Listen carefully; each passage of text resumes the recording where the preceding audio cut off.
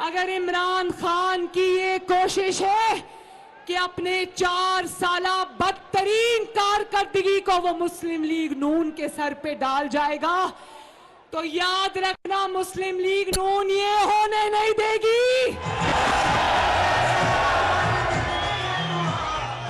Election में जाने का इतना शौक था तो तहरीक अदम एतमाद की कामयाबी से पहले तुम कहते कि मैं इलेक्शन में जा रहा हूं, लेकिन इलेक्शन सब तुम्हारा ड्रामा है।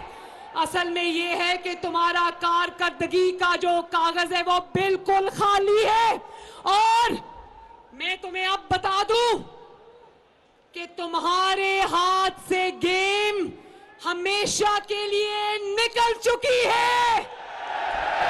अब इलेक्शन तब होंगे जब इंशाअल्लाह ताला हमारा कायद नवाज शरीफ लंदन से फैसला करेगा।